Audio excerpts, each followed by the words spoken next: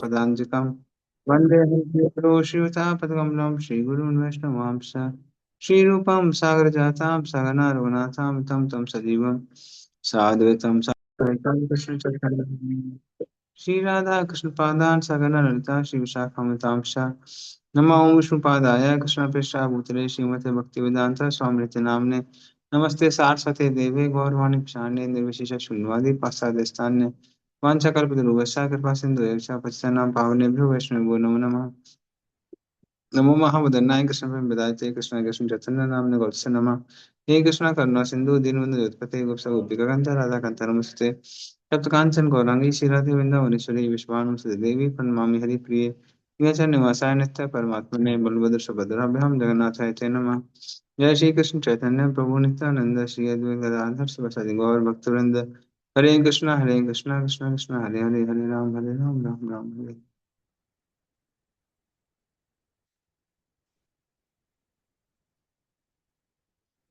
हरे कृष्ण। तो हम कृष्ण लीला में डूबे हुए थे। और उद्धव जी कृष्ण के लीलाओं का वर्णन कर रहे हैं। उसी हम लोग आगे चलते हैं। अयाजयत गोसवेन गोपराजं द्विजोत्तमैः वित्तस्य चोरुभारस्य चिकीर्षन् सत्वयं विभुः। पढ़िए इसका अर्थ और तात्पर्य। 31 से है अनुवाद ना? तथा तात्पर्य श्रील प्रभुपाद के 31 द्वारा से श्रील प्रभुपाद की जय। भगवान कृष्ण महाराज नंद की ऐश्वर्यशाली आर्थिक शक्ति का उपयोग गौओं की पूजा के लिए कराना चाहते थे और वे स्वर्ग के राजा इंद्र को भी पाठ पढ़ाना चाह रहे थे। अतः उन्होंने अपने पिता को सलाह दी थी कि वे विद्वान ब्राह्मणों की सहायता से गो अर्थात चारागाह तथा गौओं की पूजा कराएं। तात्पर्य, क्योंकि श्री भगवान सबों के शिक्षक हैं, अतएव उन्होंने अपने पिता नंद महाराज को भी शिक्षा दी। नंद महाराज एक संपन्न भूमिधर तथा अनेक गांवों के स्वामी थे और प्रथा के अनुसार वे प्रति वर्ष स्वर्ग के राजा इंद्र की पूजा बड़ी ही सजधज के साथ किया करते थे। वैदिक वाङ्मय में भी जनता द्वारा देवताओं की इस पूजा की सलाह दी गई है, जिससे लोग श्री भगवान की श्रेष्ठता को स्वीकार करें। देवता तो श्री भगवान के दास हैं, जिन्हें ब्रह्मांड विषयक विविध कार्यों का प्रबंध देखने के लिए नियुक्त किया गया है। इसलिए वैदिक शास्त्रों में सलाह दी गई है कि देवताओं को प्रसन्न करने के लिए मनुष्य यज्ञ संपन्न करे। किंतु जो व्यक्ति परमेश्वर की भक्ति करता है, उसे देवताओं को प्रसन्न करने की कोई आवश्यकता नहीं है। सामान्य जनों द्वारा देवताओं की पूजा परमेश्वर की सर्वश्रेष्ठता स्वीकार करने की एक व्यवस्था है, किंतु ऐसा करना आवश्यक नहीं है। ऐसा तुष्टिकरण सामान्यतः भौतिक लाभों के लिए ही किया जाता है। जैसे कि इस ग्रंथ के द्वितीय स्कंद में हम पहले ही कह चुके हैं, जो व्यक्ति भगवान की सर्वश्रेष्ठता स्वीकार कर लेता है, उसे गौण देवताओं की पूजा करने की कोई आवश्यकता नहीं है। कभी कभी अल्पज्ञ जीवों द्वारा पूजा तथा आराधना किए जाने से देवता गर्वित हो उठते हैं और वे भगवान की श्रेष्ठता को भूल जाते हैं। ऐसे ही घटना तब घटी जब भगवान श्री कृष्ण इस ब्रह्मांड में उपस्थित थे। अतः श्री भगवान ने स्वर्ग के राजा इंद्र को पाठ सिखाना चाहा। उन्होंने नंद महाराज से कहा कि वे इंद्र को अर्पित किए जाने वाले यज्ञ बंद कर दें और गौओं तथा गोवर्धन पर्वत पर स्थित चारागाहों की पूजा करके धन का समुचित उपयोग करें। इस कार्य से भगवान श्री कृष्ण ने मानव समाज को शिक्षा दी, जैसा कि भगवत गीता में भी उन्होंने उपदेश दिया है कि मनुष्य को अपने समस्त कर्मों तथा उनके फलों द्वारा ब्रह्म की पूजा करनी चाहिए। इससे वांछित सफलता प्राप्त हो सकेगी। वैश्यों को विशेष रूप से सलाह दी गई है कि वे गौओं तथा उनके चारागाहों की कृषि योग्य भूमि को संरक्षण प्रदान करें और गाढ़ी कमाई को व्यर्थ न फूकें। इससे भगवान तुष्ट होंगे। अपने व्यवसाय परक कर्तव्य की पूर्णता, चाहे वह कर्तव्य अपने प्रति, अपने जाति के प्रति या अपने राष्ट्र के प्रति हो, भगवान की तुष्टि की कोटि से आंकी जाती है। हरे कृष्णा प्रभु जी। धन्यवाद। तो यहाँ पर गोवर्धन लीला का वर्णन हो रहा है इस श्लोक में। हम्म। अया आयत गो सवेन गोपराजम द्विजोत्तमः वित्तस्य चोरुभारस्य कीर्षंसत् वयं विभुः। तो वो आ, जो गोरादम या फिर जो नंद महाराज है, तो उन्होंने क्या की सोचा था। उन्होंने सोचा था कि हम इंद्र की पूजा करेंगे, क्योंकि इंद्र बारिश करेंगे तो उससे आ, हमारी समृद्धि आएगी। लेकिन कृष्ण ने क्या किया, गोवर्धन इन दोनों की पूजा संपन्न की, और इस तरह से इंद्र का भी क्या किया, मान भंग किया। और ये जो लीला है ये भक्तों को बहुत प्रिय है, क्योंकि दिन के समय कृष्ण गोपों के साथ जाते थे तो गोपियां विरह में रहती थी। रात के समय कृष्ण गोपियों के साथ नृत्य करते थे तो गोप कुमार हमेशा प्रतीक्षा करते रहते थे, कब सूरज हो उगेगा, कब सूरज उगेगा। वो बेचारे व्याकुल रहते थे रात के टाइम। बट इस समय सब लोग एक साथ कृष्ण का दर्शन कर रहे थे। तो इस तरह से इंद्र ने इन अनजाने में ही सबको इकट्ठा कर दिया, सारे ब्रजवासियों को। तो इसलिए ये जो लीला है गोवर्धन लीला, ये भक्तों को बहुत प्रिय है, भक्तों को बहुत प्रिय है। तो उस लीला का अभिवर्णन हुआ है। चलिए नेक्स्ट श्लोक में चलते हैं। तो बोल तो बहुत कुछ सकते हैं, बट ये है कि फिर कृष्ण की शायद एक ही वर्ष में एक चैप्टर हो जाएगा। चलिए नेक्स्ट श्लोक है। प्रभु जी थोड़ा सा सुन बताइए ना, क्योंकि हमेशा सिर्फ फिलोसॉफी सुनते हैं। तो वहां पर बाहर वृष्टिपात हो रहा था। इंद्रदेव पूरा प्रयास कर रहे थे गोवर्धन को हिलाने का।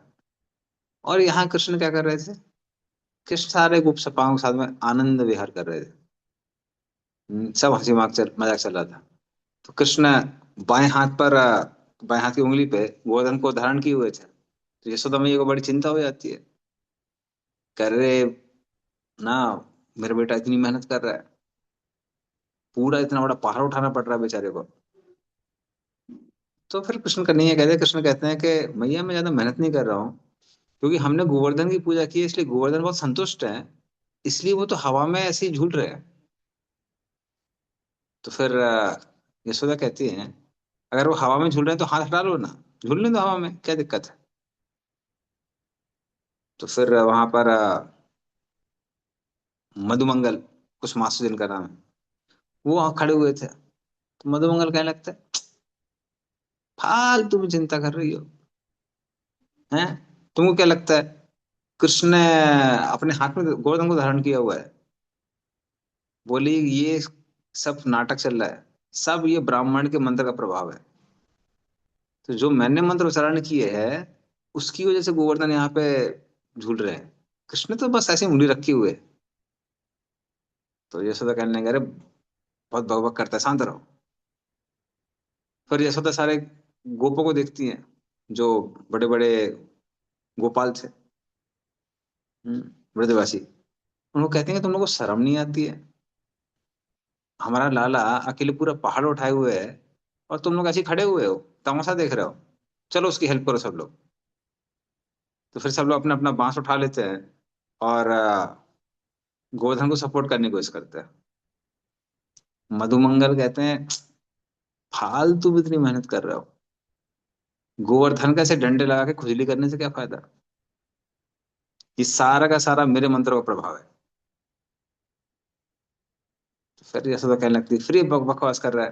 तो नंद महाराज कहने लगते हैं अरे आप चिंता क्यों कर रही हो, वो थोड़ा सा मूवमेंट को लाइट करने की कोशिश कर रहा है।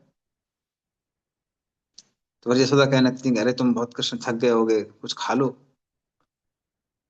इतनी मेहनत कर रहे हो। तो कृष्ण कहते हैं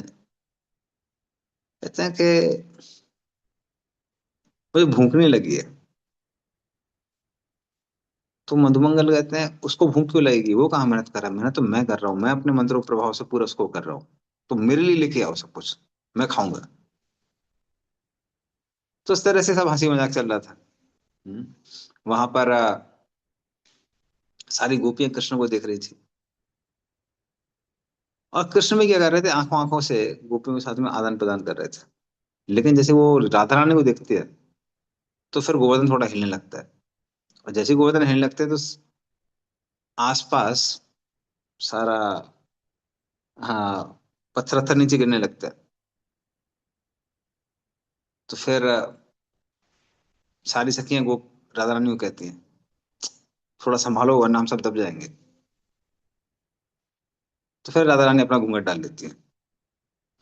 उधर पे सारे गोप अपने प्रयास में लगे हुए थे, उनके भी डंडे यहाँ वहां जाते।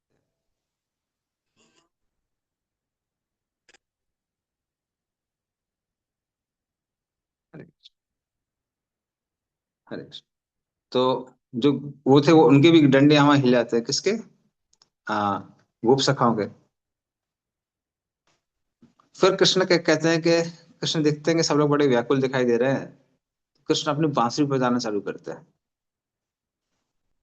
और जैसे ही वो बांसुरी बजाने चालू करते हैं, सब लोग बहुत खुश हो जाते हैं, मधुमंगल को छोड़ के। मधुमंगल कहते, कृष्ण बंद करो बंद करो, अनर्थ हो जाएगा। तो सब लोग बोले, क्या अनर्थ हो जाएगा, कृष्ण की बांसुरी की तान से तो सबको आनंद आता है। कह रहे, वही तो दिक्कत है, आप सबको आनंद आ गया तो वो तो अच्छी बात है, लेकिन मान लो गोवर्धन को आनंद आ गया है, और कृष्ण बांसुरी बजाते तो गड़बड़ हो जाता है। जो चीजें स्थिर होती है वो चलने लगती हैं, और जो चलने वाली होती है वो स्थिर हो जाती है। जो चीजें द्रव्य हैं वो सॉलिड हो जाती हैं, और सॉलिड चीजें लिक्विड हो जाती हैं। अब सोचो, गोवर्धन अगर पिघल गए तो क्या होगा हमारा। तो इस तरह से हंसी मजाक चल रहा था, और ऐसे करते करते कब 7 दिन 7 रात बीत जाते हैं, किसी को भी पता नहीं चलता। एनीवे, ज्यादा डिटेल बाद में। अरे, चलिए नेक्स्ट पेपर।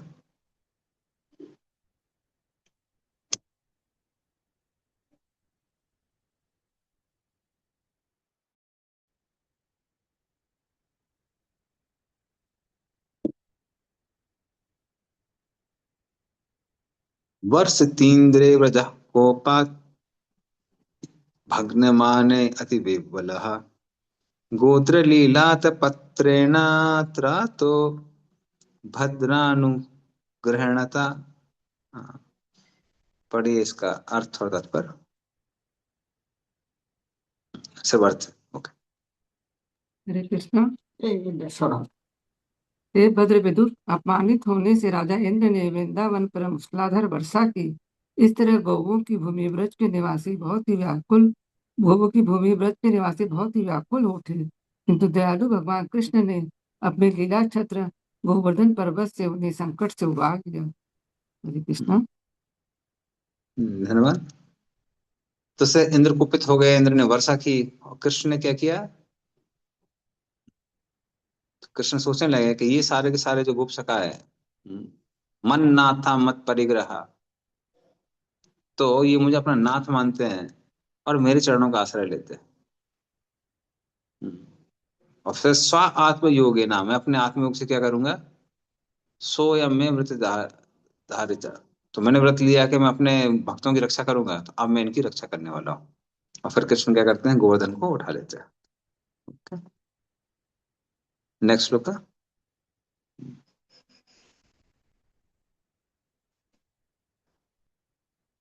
सरच्छसि करेर्मृष्टं मानयान् रजनीमुखं गायन् कल्पदं रेमे स्त्रीणां मण्डलमण्डनः। प्लीज रीड, पढ़िए इसको।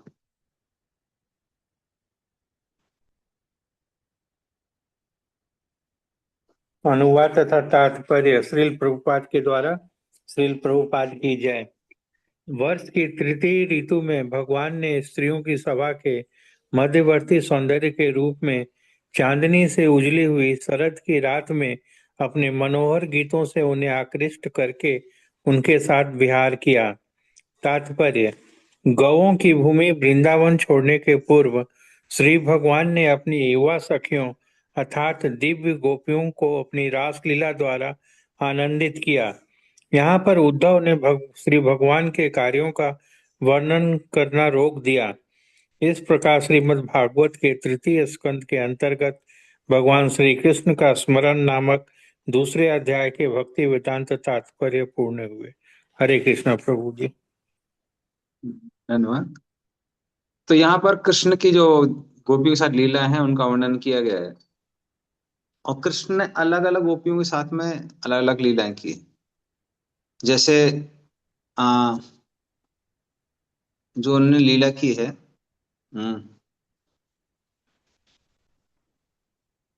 वस्त्रहरण वाली, ये किसके साथ की है? ये जो मिथिला की जो स्त्रियां थी, जब भगवान राम थे और भगवान राम आ, जनकपुरी में गए थे, तो वहां पर जो स्त्रियां थी उनके मन में आया कि अरे काश हमको ये पति रूप में प्राप्त होते तो कितना अच्छा होता। और वो सभी भगवान राम के महान भक्त थे। तो भगवान राम ने उनकी इच्छा पूरे करने के लिए उनको एक गोपियां बनाया। तो जो वस्त्रहरण लीला की है वो कृष्ण ने उन गोपियों के साथ में की है। फिर उसके बाद में एक बहुत बड़े वैश्य थे ब्रजमंडल में, और उनके पास भी वो भी नंद थे, 9 लाख गायें थी उनकी। बट समय के साथ में क्या हो गया, उनकी जितनी भी वो थी गायें, वो सब कुछ राधा ने रख ली, कुछ यहाँ वहाँ चोरों ने रख ली। तो वो बड़े व्यथित थे, बहुत दुखी थे। पर उनकी बहुत सारी कन्याएं थी। तो लगभग उन्होंने 5,000 पत्नियां थी, तो उस तरह से हजारों कन्याएं थी उनकी। तो वो सारी कन्याएं, अब वो सोचने लगे अब हम क्या करें। तो वो क्या करते हैं, वो सारी की सारी कन्याएं वो नंद महाराज को दे देते हैं, और वो सबकी सब सेवा करती हैं नंद भवन में ही। और फिर कृष्ण ने उनके साथ में अलग लीलाएं की हैं। हम्म, उनके साथ आमोद प्रमोद किया। तो वो एक सेट है। फिर उसके बाद में कुछ श्रुतिचारी गोपियां थी। तो श्रुतिचारी जो गोपियां थी, वो भी कुछ मतलब जो श्रुति हैं, वेद वेद वगैरह, उनकी सारी प्रेयर्स अभी हम देखेंगे भागवतम में आती है। भागवतम में 10th कैंटो में आती है उनकी prayers, prayers for the Vedas personified. तो वो भी श्रुतिचारी गोपियां थी। वो जब वृंदावन में आई, तो भी प्रतीक्षा करने लगी कृष्ण के साथ में रास विहार करेंगे। तो शाम के समय एक दिन जब कृष्ण उनसे मिलने के लिए आ रहे थे, तो कृष्ण लेट हो जाते हैं, 2 पहर नीचे लेट जाते हैं कृष्ण मिलने के लिए। तो सारी गोपियां बेहाल हो जाती हैं। वो कहती हैं कि हम आपसे इतना प्रेम करते हैं, तो आपने इतनी प्रतीक्षा क्यों करवाई हमसे। त्रुटि युगायते ताम अपसताम, कुछ क्षण के लिए अगर आप उन्हें देख पाते हो तो देखिए युग जैसे दिखाई देता है। तो फिर वो सारी गोपियां हैं, गोपियों से कृष्ण बोले कि देखो गोपियों, हम आ, आपको प्रतीक्षा नहीं कराना चाह रहे थे, पर क्या करें। हमारे जो गुरु जी हैं, दुर्वासा मुनि, वो पास में ही भांडीर वन में आए थे। तो उनकी हम सेवा करने लगे, इसलिए हम 2 पहर लेट हो गए। तो फिर गोपियां सोचने लगी अरे दुर्वासा मुनि आए थे। तो फिर वो कृष्ण कहने लगे हाँ। तो फिर गोपी कहने लगी तो हम भी उनकी सेवा करना चाहते हैं, लेकिन दिक्कत ये है कि ऑलरेडी लेट हो गया रात को, और बीच में यमुना भी है। तो हम यमुना को कैसे क्रॉस करेंगे। कृष्ण कहते हैं आप चिंता मत करिए, यमुना को बोलिए कि कृष्ण अखंड ब्रह्मचारी है। तो वो सुन के गोपी हंसने लगी, बोले अखंड ब्रह्मचारी है? बोले हाँ। तुम देखो, तुम अगर बोलोगे अखंड ब्रह्मचारी तो यमुना अपने आप रास्ता दे देगी।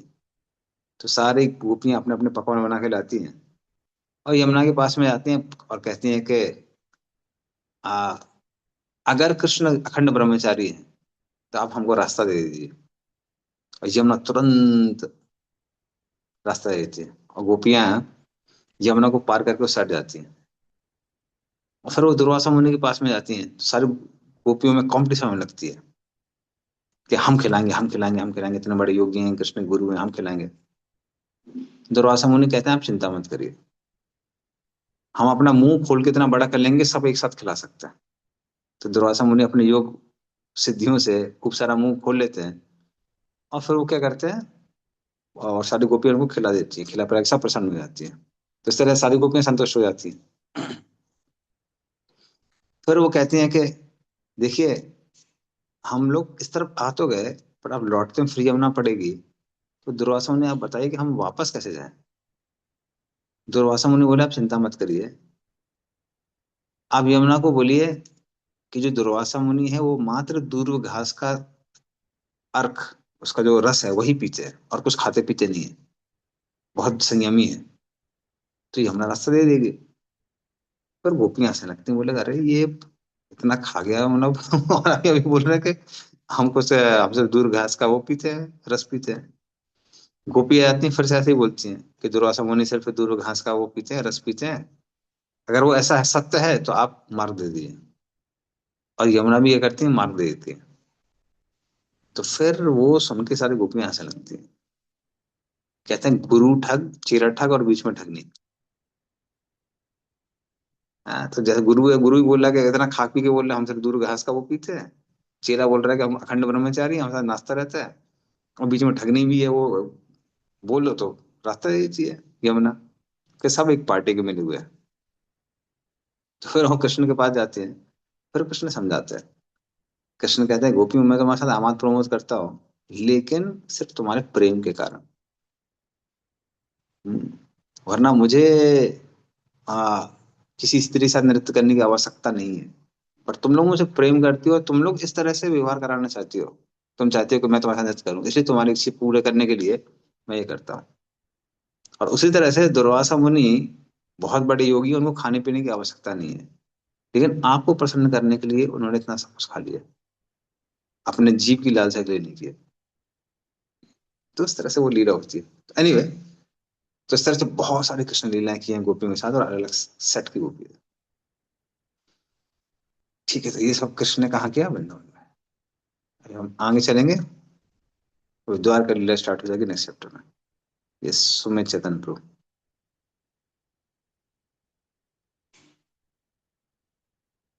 Uh, Hare Krishna, Prabhuji. हरे बोल। Prabhuji, I have one question. Like, hmm uh, like generally, what happens is, when we got introduced to Krishna consciousness, and so we were recommended to read the Krishna book. But hmm even when we were told to read Krishna book, so everybody, especially the devotees who were trained from voice and like that kind of background. So they used to hmm say, don't read the 4 chapters of Ras Leela, don't read the 4 chapters of Ras Leela karke. Hmm Or even when you are reading the Bhagavatam, don't read. And many senior devotees also, they used to speak like this, ki don't read karke. And hmm generally what happens is, if somebody is told, especially during don't do, so mind naturally wants to go over there and do that, they want to do that thing. And apart from that, Pruji, one perspective, what what I had, one perspective was that if it would have been such a big taboo, then Prabhupada would not have given it in the Krishna book. Hmm Like, if it had been such a big taboo, ki don't read, and Prabhupada gave it in Krishna book, and Prabhupada told to distribute Krishna book also. Hmm So, why? So why is it made into such a big taboo too? From both the perspective, because if hmm you're repeatedly told no, don't do this, so naturally you will tend to want to do that too. हम्म कि इसमें ऐसा क्या है. And and generally they से कि mind will get disturb, so it even if it once mind is not getting disturbed, वो naturally वो intensity आती है कि अरे इसमें ऐसा क्या है कि माइंड विल गेट डिस्टर्ब, मैं पढ़ के तो देखूं. सो यू यू गॉट प्रोजी what I mean to ask pro. Hmm Why तो is it देखिए, made into such a big taboo too? And if it was such a big taboo, then why would have Prabhupada given it in the Krishna book too, hmm on see the first actually place? Speaking वो ऐसा नहीं है जैसे हम लोगों से बोला जाता है। बहुत सारी चीजें उस समय ब्रह्मचारी लोग जोश में थे, और बहुत सारे रीजंस थे। तो एनीवे, मैं रियलिटी बता सकता हूँ। एक्चुअली क्या था कि कुछ डिवोटीज थे कि इवन वो राधा कृष्ण की विग्रह देख के एजिटेट हो जाते। So they had such a level of difficulty. तो उन भक्तों को लिए क्या बोला गया था कि आप ये मत पढ़िए। और उसका रीजन ये है कि जो लोग यूथ प्रीचिंग करते हैं वो जानते हैं करंट लेवल में जिस समय जिसमें लोग यूथ गिर चुके हैं आजकल, वो बहुत निम्न कोटि का है, बहुत निम्न कोटि का है। हम्म, अब क्या बोलूं आपको, मतलब एक बार तो एक डिवोटीज ने ये पूछा था, मेरे से पूछा था कि how can Lord Chaitanya have love for his own associates when they are men. तो आप समझ सकते हैं ना वो किस लेवल पे लोग सोचते हैं। तो जब चीजें इतनी गिर जाती हैं तो फिर उनसे कई बार बोला जाता है कि नहीं भाई, आप ये राजपंच अध्याय है उनको मत छूइए। बट एक्चुअली अगर आप राजपंच अध्याय में जाएंगे तो उसमें कुछ ऐसा है नहीं, ऐसा कुछ भी नहीं है। गोपीज की जो प्रेयर्स हैं गोपी गीत की, they are filled with on reverence. तो उसको कोई पढ़ेगा ना तो बल्कि हृदरोगमास अपनोति अचरेण धीरः, बहुत जल्दी उसके हृदय से जो काम की भावना वो खत्म हो जाएगी। तो उसको पढ़ेंगे तो ये बहुत प्यूरिफाइंग है, तो उसमें कुछ ऐसा है नहीं जैसा वो लोग बोल रहे हैं, और प्रभुपाद ने भी एकदम सो दिया हुआ है। बट आईवाईएफ में उस समय क्यों बोला गया था और अभी भी बोला जाता है, उसका मेन रीजन है कि करंट यूथ बहुत ज्यादा डिग्रेडेड है। आप लोग जो लोग सिर्फ बाहर से देखते हैं, जो लोग प्रीचिंग नहीं करते, जब प्रीचिंग करते हैं तो हम लोग क्या देखते हैं, हम लोग बहुत पर्सनल बात करते हैं। तब लोग जब ओपन होना चालू करते हैं तब समझ में आता है उनके मन में क्या क्या चल रहा है। So they speak many unspeakable things जो हम लोग बोल भी नहीं सकते। तो इतनी इतनी सिचुएशन खराब है, इसलिए जनरली रेकमेंड किया जाता है। अदरवाइज कोई वो नहीं है। कई डिवोटीज को तो बोल देंगे ठीक है, अगर आप राधा कृष्ण की ड्यूटी से वो हो रहे हैं, डिस्टर्ब हो रहे हैं देख के, तो हम मत देखो, यू जस्ट वर्शिप गौर नेता है। So when you go to temple just look at the ground, ये इतना तक बोला जाता है। तो आप समझ सकते हैं situation, this is the main reason. Otherwise रसपंचायत बहुत प्यूरिफाइंग है, बहुत प्यूरिफाइंग है। और उसमें कोई पढ़ेगा तो, जो भी हमारे आचार्य से कमेंट्रीज पढ़ेगा, प्रोपात कमेंट्रीज पढ़ेगा, 100% गारंटी वो एडिटेड हो ही नहीं सकता, नॉट पॉसिबल। बट बात वही है कि something which look so normal, वो आजकल के लोगों को अब नॉर्मल दिखाई देती है। तो कुछ कुछ स्टूडेंट जब ये सब क्वेश्चन पूछा ना कि how can Lord Chaitanya have love for his own associates, मैं सोचा ये कैसा क्वेश्चन है। उसको समझने में मेरे को 10 मिनट लग गए, वो कहना क्या चाहता है अगला व्यक्ति। तो अभी ऐसी डेफिनेशन बन गई है कि मतलब उनके हिसाब से प्रेम या काम जो भी होता है वो सिर्फ पुरुष स्त्री के बीच में होता है। अगर पुरुष पुरुष के बीच में होता है तो वो कुछ और तरीके से उसको देखते हैं। तो लोगों की मानसिकता इतनी ज्यादा डिग्रेड हो चुकी है अभी करंटली। तो इसलिए ये सारे इंस्ट्रक्शन दिए जाते हैं, अदरवाइज कोई रीजन नहीं। So anybody who is from a little cultured family, जो कल्चर्ड फैमिलीज हैं, उनको राजपंच से कोई दिक्कत नहीं होगी। बट समहाउ कल्चर जैसी चीजें खत्म हो रही है भारत के अंदर। तो ये रीजन है, ये मेन रीजन है। प्रभु जी, मुझे एक सवाल पूछना है कि कभी-कभी ये जो यूथ होते हैं, वो अपनी बातें या अपने एनकाउंटर शेयर करते हैं और इतना विविडली शेयर करते हैं या ग्राफिकली शेयर करते हैं कि उसको हम लोग कैसे अप्रोच करें? क्या वो उनकी ऐसे समझे कि वो ऑनेस्ट है या ऐसा समझे कि वो बेशर्म है? मतलब माता इसको ऐसे बेशर्म ही, सम हुँ, माता इसको बेशर्म ही कहेंगे। उसका रीजन ये है कि there are certain things according to, मतलब जो एटिकेट, सोशल एटिकेट है उसके हिसाब से वो चीजें हाइड की जाती है। हुँ, हुँ, वो चीजें बाहर का भी शो नहीं की जाती है। आपने देखा होगा, मतलब वैदिक कल्चर में इवन लेटेस्ट से लोग कई बार बुरी आदतें होती है, जैसे स्मोकिंग की आदत है किसी को, तो भले ही लोग स्मोकिंग कर रहे हैं लेकिन अगर कोई बड़े बुजुर्ग आ रहे हैं तो लोग तुरंत सिगरेट या बीड़ी जो भी है उसको फेंक दे देते हैं। एक कल्चर था। उसी तरह से हस्बैंड वाइफ अगर जा भी रहे हैं साथ में तो कल्चर क्या था कि अगर हस्बैंड वाइफ जा रहे हैं तो पहले तो गांव में इतना भयंकर कल्चर था कि वाइफ पूरा ढक के जाएगी, मतलब आगे और पीछे भी। आगे पीछे करके जाएंगे, ये नहीं कि बिल्कुल साइड में ऐसे जा रहे हैं, वैसा उतना स्ट्रॉन्ग कल्चर था। अभी आप देख सकते हैं क्या हाल है। तो उसको बेशरम कहते हैं, उसको कोई वो नहीं बोलते। ठीक है, ऑनेस्टी नहीं पीपल है, बोल सकते। पीपल हैव वीकनेसेस, बट वो वीकनेसेस को पब्लिकली डिस्प्ले नहीं करना चाहिए। वो एक कल्चर होता है। तो उसको ऑनेस्टी नहीं बोलते हैं, उसको बोलते हैं बेशर्मी बोलते हैं उसको। हम्म, ये मोबाइल कल्चर ने इसको और भी ज्यादा पॉल्यूट किया अरे है। वही प्रोजेक्ट, मतलब मोबाइल से आप जस्ट जब जियो में एक साल का जो ये सब फ्री वगैरह हुआ था, उस साल कितने लोग भक्ति से गिरे हैं, आप काउंट नहीं कर सकते हैं। अब बाहर का तो छोड़ दीजिए, जो हुआ है वो तो एकदम सत्यानाश है, वो छोड़ दीजिए, वो अलग चीज है। क्योंकि उस समय मैं यूथ प्रीचिंग कर रहा था, तो कितने लोग, मतलब इवन टेम्पल्स के अंदर, यूथ्स में चीजें बहुत भयंकर डिग्रेड हुई है।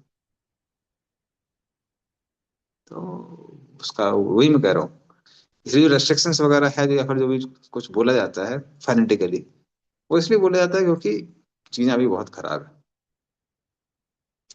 आईआईटीज के अंदर हम कुछ चीजें एक्सपेक्ट नहीं कर सकते थे, लोग अभी वो काम कर रहे हैं। मतलब हम लोग तो यहाँ लेक्चर में बोल भी नहीं सकते। So things are so bad. तो नहीं, क्या कर सकते हैं। Okay, so much thank. तो आपको समझ में नहीं आएगा कि आप अच्छे कल्चर्ड फैमिली से हैं, कैसा क्यों है। और आप डिवोटी बने टेम्पल पिचिंग से, एक हिसाब से देखा जाए आप वॉइस में रहे नहीं है ना। तो जो लोग वॉइस में रहते हैं वो समझते हैं, उनको मान लो जो थोड़ा प्रीचिंग करता है ना, उनको पता रहता है जब एक बार स्टूडेंट्स लोग अपना हार्ट रिवील करना चालू करते हैं, तब शौक पे शौक लगता है। तो कुछ लोग बहुत अच्छे हैं, ऐसा नहीं है। जो कुछ डिवोटीज हमारा, बल्कि एटलीस्ट मैं बोलूँ 50-60% जो डिवोटीज आते हैं, तो वो लोग कई बार कल्चर्ड बैकग्राउंड से होते हैं, इसलिए वो भक्ति की तरफ अट्रैक्ट होते हैं। पर जो 30-40% जिन लोगों का कल्चर बहुत खराब था, आप एक्सपेक्ट नहीं कर सकते उनको क्या डिफिकल्टीज होती है। So the level of difficulty they have is like unimaginable. But Pruji, my only point is ki okay, if it can happen, but like if you're constantly speaking it, like hammering it, तो जिसका वो culture खराब है उसका तो दिमाग उधर ही जाएगा। यार ये मैं उसको देखूं तो कि उसमें है क्या। मैंने rather than उसको ऐसा taboo banana, like if it is properly explained and told to them, तो then rather than seeing it as a Actually, it is. See, in many classes we do explain it very clearly. तो मुझे पता नहीं आपको बताया गया नहीं बताया गया, क्यों नहीं बताया गया मुझे मालूम नहीं है। बट मैनी टाइम्स हम लोग काफी ओपनली बोलते हैं उसको, क्यों मना कर रहे हैं उसका रीजन ही बोलते हैं। So we tell the reason why we are saying no.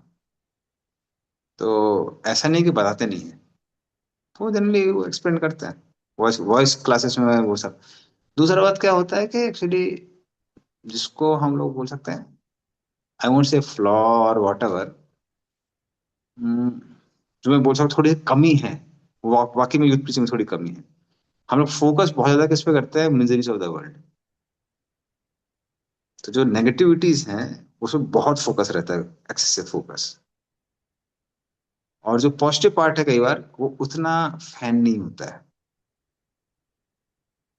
और उसका रीजन ये है कि हमारे कुछ इंटेलेक्चुअल ब्रह्मचारीज हैं जो प्रीचिंग करते हैं, तो जो अदर साइड है कई बार उतना वो नर्सर नहीं कर पाते हैं। तो वो मैंने फील किया, जो हमारे यहाँ पे मतलब जो बोल सकते हैं आप वॉइस प्रीचिंग में लैकिंग है, वो रियलिटी है।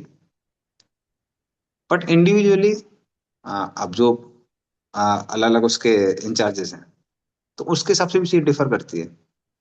बट पर्सनली मैंने अपनी लाइफ में क्या देखा कि पर्सनली डीटी वर्शिप करने से, या फिर जो कृष्ण बुक वगैरह और जो कृष्ण की पास्टर्स वगैरह पढ़ने से, तो वो सारी चीजें फुलफिल हो जाती है। So we may get that part from that side, but हमारा अदर पार्ट भी है। एक्चुअली प्रभुपाद ने सिर्फ ऐसा नहीं है कि नेगेटिव साइड ही दिया फिलोसफी का, कि how world is so dangerous. पहले नियम था कि सारे डिवोटीज डेली एक चैप्टर पढ़ते थे कृष्णा बुक का रात को। सो मच सो कि अगर आप बहुत सारे प्रॉपर डिसाइपल्स को देखेंगे, उनको इतनी कंठस्थ है कि वो भूलते ही नहीं। जैसे ये है, क्या नाम है उनका, आई फॉरगॉट हिज नेम, चलिए एक महाराज है, नाम भूल गया मैं। उनको एक एक लाइन पता है, याद है कृष्णा बुक की। अगर आप उनको ऐसे बैठा देंगे ना, कृष्णा बुक पूरा बोलना चालू कर देंगे। So there are many sannyasis. Radharam महाराज को एक बार नौजिया हो गया था वो मलेरिया के टाइम पे। He was just narrating past of Krishna one after another. तो प्रोपर टाइम्स में ये कल्चर था, पर धीमे धीमे क्या हो गया, वो कल्चर धीरे धीरे करके कम हो गया। और वॉइस में एक रीजन ये था, वॉइस में रीजन ये था कि शाम के टाइम सब लोग प्रीचिंग के लिए आ जाते थे। तो कोई डिवोटी 11 बजे आ रहा है, कोई 12 बजे आ रहा है, तो कहाँ से पार्टिसिपेट करेंगे उसमें। So that is not so much now. But personally अपने लाइफ में हमको फिलोसफी हमको समझनी है, नो डाउट। लेकिन कृष्ण लीला हमको इतना सुनना चाहिए कि मेडिटेशन ऑटोमेटिकली हो जाए।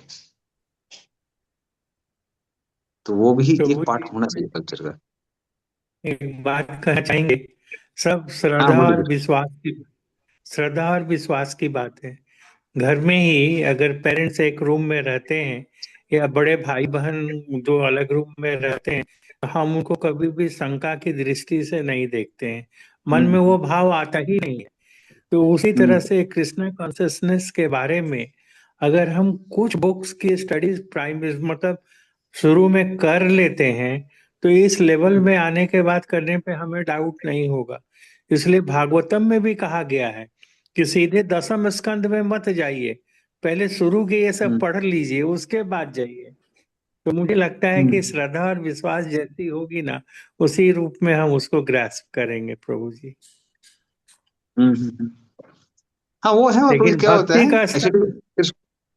हम्म निश्चित रूप से अगर भक्ति का स्तर ऊंचा उठता है तो ये सब भाव आएगा ही नहीं है कभी भी।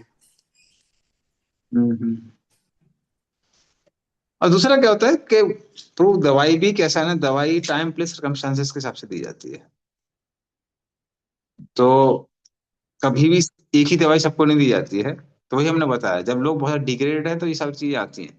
अदरवाइज रियलिटी ये है कि कृष्णा बुक भी प्रभुपाद ने 10th कैंटो में ऐसे दी हुई है, उसमें पूरी फिलोसफी समझाई हुई है। तो इवन कोई डायरेक्टली कृष्णा बुक भी अप्रोच करता है, तो ऐसा नहीं है कि वो भटक जाएगा, भटक जाएगा, कुछ ऐसा हो जाएगा, ऐसा कुछ नहीं। बट ये है कि जैसा हमने बताया यूथ के लिए, अब कांग्रेसन को तो हम ये नहीं बोलते हैं, ये सारी चीजों को हाईलाइट नहीं करते हैं। वो नहीं करते हैं, उसका रीजन ये है कि उनके संचय उतने ज्यादा वो नहीं है, प्रबल नहीं है जितने यूथ से होते हैं। तो ये सब लोगों को टाइम प्लेस सर्कमस्टेंस के हिसाब से चीजें दी जाती है। So that difference is there. Okay, चलिए। Thank you तो so सारी much. चीजें एक जैसी नहीं है, हर किसी को अलग अलग दवाई दी जाती है। ओके, चलते हैं फिर आगे।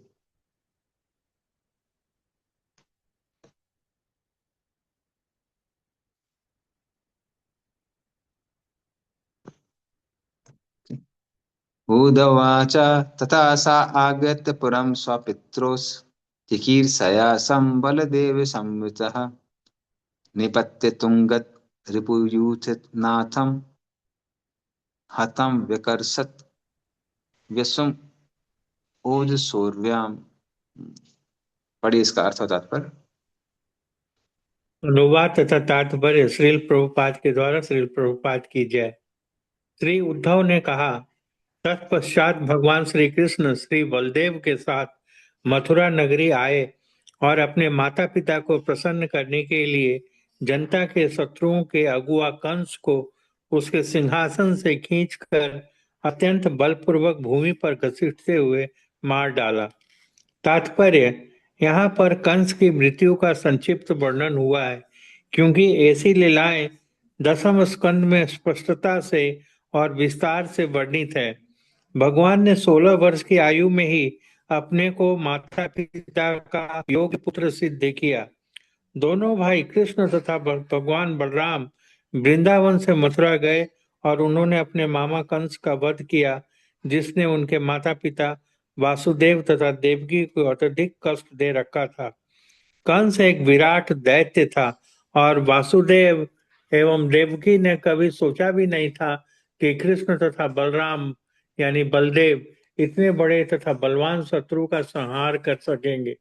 जब दोनों भाइयों ने सिंहासन रूढ़ कंस पर आक्रमण किया तो उनके माता पिता डर गए कि अब कंस को हमारे उन पुत्रों को मार डालने का अवसर प्राप्त हो जाएगा जिन्हें हमने इतने दीर्घ काल तक नंद महाराज के घर में छिपा रखा था। भगवान के माता पिता संतति के प्रति स्नेहवश अत्यधिक त्रास का अनुभव कर रहे थे और वे मूर्छित हो गए थे। उन्हीं को आश्वस्त करने के लिए ही श्री कृष्ण तथा श्री बलराम ने कंस को मारा और उन्हें प्रोत्साहित करने के लिए ही उसके मृत शरीर को धरती पर घसीटा। हरे कृष्ण प्रभु। धन्यवाद। तो अभी वृंदावन लीला के बारे में, मथुरा लीला के बारे में बताया हुआ है कि कृष्ण, हालांकि आप यहाँ देखेंगे उद्धव जी ने कृष्ण जब वृंदावन से मथुरा जा रहे हैं वो एपिसोड नहीं बताया उतना डिटेल में। उसका एक हिसाब से देखा तो वर्णन स्किप कर दिया है क्योंकि बहुत पेनफुल है वो। उद्धव जी की जब वृंदावन गए थे उन्होंने खुद देखा था गोपियों की अवस्था थी कृष्ण की वजह में। तो अभी सीधे वो बताते हैं कि कैसे कृष्ण वहां गए, मथुरा गए और वहां पर कंस को मारा। और कंस का भी हम लोगों ने, क्योंकि भागवत में उतना डिटेल नहीं दिया है तो हमको पता नहीं कंस कितना शक्तिशाली था। जितने भी असुर थे, अघासुर, बकासुर, पूतना, हाँ, चारों मुष्टिक, सल, तोसल, कूट, तो इस सबको कंस ने अपने शक्ति द्वारा अपने अधीन किया था। बल्कि कंस इतना शक्तिशाली था कि जब कंस ने देवताओं के ऊपर आक्रमण किया था तो कंस जब हाथी दांत की अपनी गदा लेके घूमता था, सारे देवता भयभीत होकर यहाँ तितर बितर हो जाते थे। और कंस जब अपने तीर चलाता था तो सारे देवता उल्टे पांव भागने लगते थे। तो इतना शक्तिशाली था कंस। हालांकि वो अपना प्लान पूरा नहीं कर पाया, उसका प्लान था देवताओं को जीतने का। वो प्लान जस्ट पूरा एग्जीक्यूट होने से पहले ही कृष्ण ने उसका वध कर दिया। पहले वो हमला कर चुका था पर इंद्र की नगरी को वो छोड़ के वापस आ गया था विजय प्राप्त करके। पर उसका कॉन्कर करने का पूरा प्लान था कि देवताओं पर विजय प्राप्त करेंगे। बट वो प्लान पूरा होने से पहले ही कृष्ण ने उसको टपका दिया, मार दिया। हम्म। तो कंस कंस वो व्यक्ति है जिसने परशुराम को भी प्रसन्न किया है। ये जस्ट उसका बारे में बता देते हैं। वैसे कंस के बहुत डिटेल्स हैं। तो जब वो वहां गया था महेंद्र पर्वत, तो महेंद्र पर्वत को वो जोर जोर से हिलाने लगा कंस। और वहां कौन रहते हैं? परशुराम रहते हैं। तो परशुराम ने देखा कि अरे किसी ने महेंद्र पर्वत को हिला दिया है। और परशुराम वहां तपस्या कर रहे थे तो परशुराम बहुत क्रोधित हो गए और वो कंस के पास में आए और कंस से कहने लगे कि पहले तो शब्द उसको बोले, बंदरिया का बच्चा, मच्छर का हिंकार, ये सब दिया हुआ है शास्त्रों में। तो ये सब बोलने के बाद में उसको बोले कि तू क्षत्रिय है, क्षत्रियों का मैं इतनी बार 21 बार विनाश कर चुका हूं, अब तुम्हारी बारी है, तो चलो मेरे साथ युद्ध करो। कंस तुरंत दंडवत प्रणाम करता है, उनको 100 बार उनकी परिक्रमा करता है और फिर कहता है कि मैं क्षत्रिय नहीं हूं, मैं असुर हूं। इसलिए क्योंकि मैं राक्षस हूं इसलिए मैं आपसे युद्ध करने के लायक नहीं हूं। तो फिर परशुराम कहते हैं कि ठीक है, लेकिन तुमने मुझे समाधि से उठाया है, कुछ ना कुछ काम तुमको करना ही पड़ेगा। तो एक काम करो, ये धनुष है, इस धनुष पर पतंजलि चढ़ाओ। तो कंस उस धनुष को लेता है और फिर उसको पतंजलि चढ़ाता है। जैसे वो पतंजलि चढ़ाता है जोर से मेघ की गर्जना होने लगती है, आसमान में बिजली कड़कने लगती है। और उसको देखकर परशुराम जी बहुत प्रसन्न हो जाते हैं। परशुराम कहते हैं कि एक शिव धनुष था जिसको भगवान राम ने तोड़ा था, और ये विष्णु भगवान का धनुष है जो मेरे पास में था, और तुमने उस पर प्रत्यंचा चढ़ाई है। उससे सिद्ध ये होता है कि मात्र विष्णु ही तुमको मार सकते हैं, कोई और मार नहीं सकता है। इसलिए कंस फिर वो कंस को वो दे देते हैं धनुष, और कंस ने उसी धनुष से देवताओं को हराया था, धनुष के माध्यम से। कंस उस धनुष को लेके मथुरा में आता है, और उसी की जब पूजा हो रही थी, उसकी पूजन का जो यज्ञ था, उसमें कृष्ण बलराम को इनवाइट किया था। इसलिए कृष्ण बलराम जब मथुरा जाते हैं, और जैसे ही वो धनुष को तोड़ते हैं, और धनुष के दो हिस्से जब हो गए थे, उसी से कंस के सारे सैनिकों को मार देते हैं। इतना पावरफुल धनुष था वो। तब कंस को समझ में आया था कि अरे धनुष तोड़ा है मतलब यही विष्णु है। क्योंकि परशुराम ने ये भी बोला था, हाँ, परशुराम ने बोला था कि जिस दिन तुमको पता चलेगा किसी ने ये धनुष तोड़ा है, समझ जाने ना वो विष्णु है, और वो तुमको मृत्यु देंगे। तब कंस को समझ में आ गया था कि हमको मारने वाले हैं। और फिर उसके बाद में जब, इसलिए जब कृष्ण ने कंस को इतनी आसानी से मार दिया, तो कंस के ही भुजाओं में 100-100 हाथियों का बल था, लोगों को विश्वास नहीं हुआ था कि कंस मरा है। कि जैसे उसको फेंक दिया जमीन पे आसन से, मर कैसे गया। इसलिए कृष्ण ने काफी देर तक उसको पूरे ग्राउंड में घसीटा, लोगों को बताने के लिए, अरे भाई विश्वास करो ये मर गया है। तो लोग विश्वास ही नहीं कर पाते, ऐसे इतनी जल्दी कैसे मर गया इतना शक्तिशाली व्यक्ति, और वो भी सिर्फ पटकने से मर गया। हालांकि कृष्ण ने पटक के इसलिए मारा क्योंकि कंस ने भी देवकी के पुत्रों को पटक पटक के मारा था पत्थर पे, लेकिन लोगों को विश्वास नहीं हो रहा था। तो इस तरह से कृष्ण ने क्या किया, कंस का वध किया। चलिए आगे चलते हैं।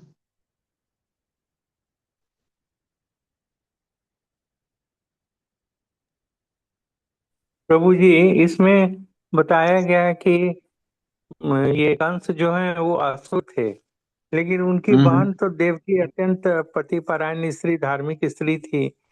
तो असुर हम्म और ये फिर इनका ऐसा ये क्या है प्रभु जी? असुर एक्चुअली ही था उनका? इसकी भी कथा आती है पुराणों में कि पद्मावती और उग्रसेन महाराज, इनका विवाह हुआ था।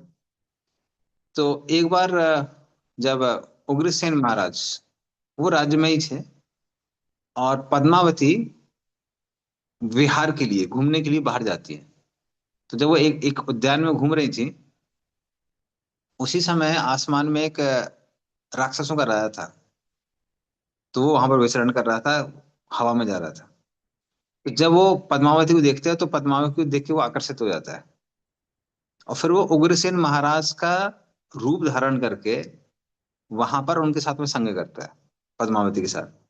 तो पद्मावती को समझ में आ जाता है कुछ देर में, करे तो हमारा पति नहीं है। तो पद्मावती उसको पूछती है तुम कौन हो। तो फिर वो राक्षस राज प्रकट हो जाता है और कहता है उग्रसेन का जो ऑपुलेंस है, जो धन धन दौलत है, वो मेरे सामने कुछ नहीं है। तुम मेरे साथ में चलो, मैं तुमको अपनी रानी बनाऊंगा। तो पद्मावती पतिव्रता नारी थी, वो साफ मना कर देती है, अगर हम तुम्हारे साथ नहीं जा सकते। तो फिर आ, जब वो मना कर देती है, तो फिर ये राक्षस रास्ता ये बहुत क्रोधित हो जाता है। कहता है कि अगर तुम मेरी बात नहीं मानोगी, तो तुम्हारे गर्भ से मेरा पुत्र उत्पन्न होगा, तो तुम्हारे संपूर्ण यदुवंश का नाश कर देगा। और फिर पद्मावती को भी क्रोध आ जाता है। पद्मावती कहती हैं, अब मेरे ही वंश में एक ऐसा व्यक्ति आएगा जो तुम्हारे पुत्र का नाश करेगा। और फिर उसके बाद वो वहां चली जाती है। तो पद्मावती का पुत्र कौन होता है, कंस, जो एक्चुअली राक्षस का पुत्र था। और उनके ही कुल में कृष्ण आते हैं, जो कंस का वध करते हैं। ठीक है, तो ये कथा है उसकी। प्रभु जी, एक तो ये भी है ना कि जब चतुष्कोण को उनके भगवान के द्वारपाल ने जय विजय ने रोका था, और उसके बाद हम्म फिर उन्होंने श्राप दे दिया था। और फिर जब पश्चाताप हुआ भगवान विष्णु के कहने पर, 3 जन्म में मुक्ति होगी या 7 जन्म में, तो बोला कि नहीं, इतना कौन वेट करेगा, 3 जन्म में ही मुक्ति चाहिए। तो सतयुग में वो दोनों हिरण्यकशिपु हिरण्याक्ष बने, भगवान सिंह द्वारा मारे गए। उसके बाद हम्म द्वापर में रावण, द्वापर नहीं, त्रेता में रावण और कुंभकर्ण बने। और कलयुग इसमें द्वापर में आकर के कंस और शिशुपाल बने। नहीं नहीं नहीं नहीं, शिशुपाल और दंतवक्र। ओ अच्छा, कंस नहीं थे। कंस नहीं थे। कंस ओ, कालनेमी का अवतार है। अच्छा अच्छा। कालनेमी। हाँ। ओ हाँ, मुझे गलत इंप्रेशन था प्रभु जी। धन्यवाद, आपने हाँ। क्लियर कर दिया।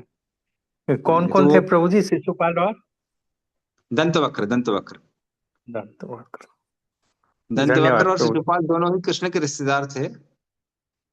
तो दंतवक्र जब कृष्ण वृंदावन में थे, सॉरी द्वारका में थे, तो दंतवक्र नंद महाराज को मारने के लिए वहां पे आता है मथुरा में, क्योंकि उसने सोचा, उसको मालूम था कि ब्रजवासियों से कृष्ण बहुत प्रेम करते हैं। तो फिर कृष्ण द्वारका से आते हैं नंद महाराज को बचाने के लिए मथुरा। मथुरा में दंतवक्र और दंतवक्र के भाई का नाम है विदुरथ। इन दोनों का वध करते हैं। वध करने के बाद में वृंदावन जाते हैं। वृंदावन में 2 महीने सारे ब्रजवासियों के साथ रहते हैं। मैनेज करा देते हैं आपका सामान। हाँ। और फिर सारे ब्रजवासियों को लेके वो भगवत धाम चले जाते हैं। फिर उनका एक विस्तार है, उनका विस्तार जो है वो एक विस्तार जो अपरकट लीला में चला जाता है, दूसरा विस्तार जो है वो द्वारका वापस चला जाता है। और फिर उसके बाद महाभारत का युद्ध होता है। तो उस समय फिर कृष्ण क्या कर लेते हैं, कृष्ण फिर वो ले लेते हैं वानप्रस्थ। तो ये कालनेमी का पुत्र है। कालनेमी है, सॉरी कालनेमी पुत्र नहीं, कालनेमी है। कालनेमी के 6 पुत्र थे। और ये सारे के सारे 6 पुत्र राक्षस बने थे, क्योंकि पहले ये मरीचि के पुत्र थे 6। तो ऋषि मरीचि जो हैं, तो मरीचि नहीं, मारीचि। हाँ, मरीचि मरीचि मरीचि के पुत्र। तो जब ब्रह्मा जी वाघ के पीछे भागने लगते हैं, तो मरीचि के पुत्र देख के हंसने लगते हैं। तो उस अपराध के कारण ये सब सबके सब कालनेमी नामक राक्षस के पुत्र बनते हैं। लेकिन फिर बाद में ये लोग क्या करते हैं, ये लोग ब्रह्मा जी की तपस्या करने लगते हैं ताकि उनको शक्तियां प्राप्त हो। लेकिन हिरण्यकशिपु को ये पसंद नहीं आया था। तो हिरण्यकशिपु ने उनको श्राप दिया। भाई पता नहीं श्राप कैसे लगा, पर लग गया। तो हिरण्यकशिपु के श्राप के कारण बाद में हिरण्यकशिपु ने श्राप दिया कि क्योंकि तुम मेरे आज्ञा के बिना अपना ये काम कर रहे हो, इसलिए तुम्हारे पिता ही तुम्हारी मृत्यु का कारण बनेंगे। तो उसके पिता कौन थे, कालनेमी। कालनेमी कंस के रूप में आते हैं, और ये 6 बच्चे थे कालनेमी के। ये देवी के 6 शिशु बन के आते हैं। और फिर कंस उन 6 लोगों का वध करता है। तो ये इस तरह से कालनेमी का अवतार था वो कंस। ठीक है, नीरज पांडु को। And Priti, Jai Vijay later on came as Jagai Madhai only, no? Jai Vijay were only हाँ Jagai. हाँ, यस यस। तो 3 जन्म के बाद वो वापस आने वाले थे, पर उनको पता चला कि चैतन्य महाप्रभु आ रहे हैं, तो उन्होंने बोला एक जन्म और, एक और ले लेते हैं। तो एक्स्ट्रा लीला थी। ठीक है, चलिए आगे चलते हैं।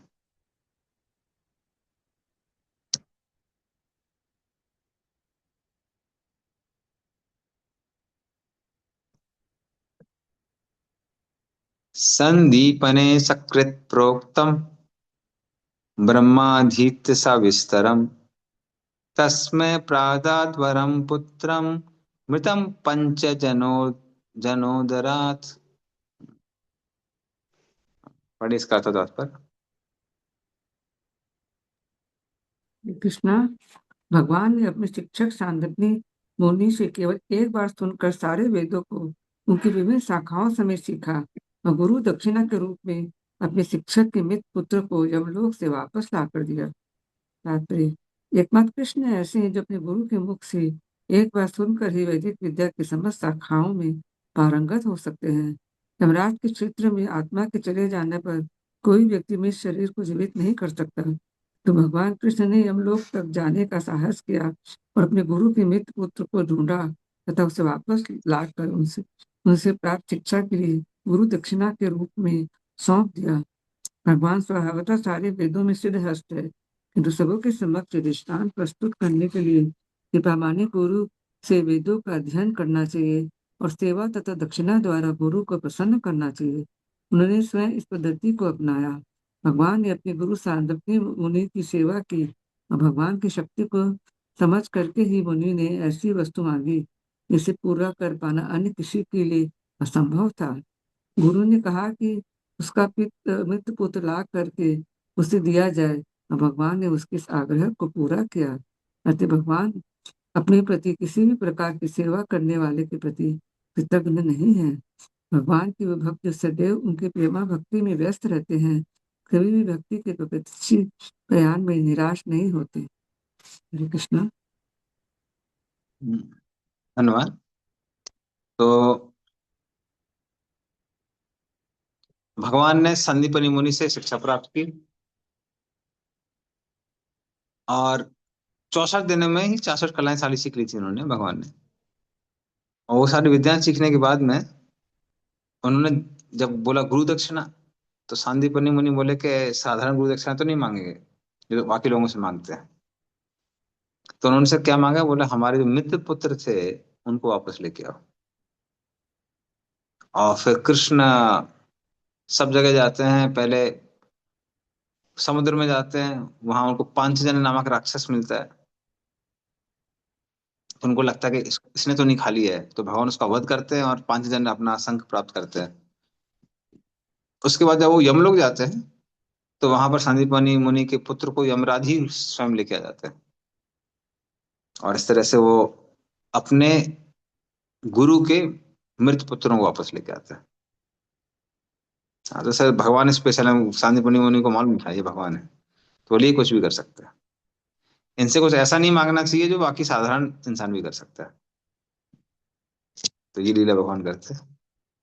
ओके, नेक्स्ट श्लोक है।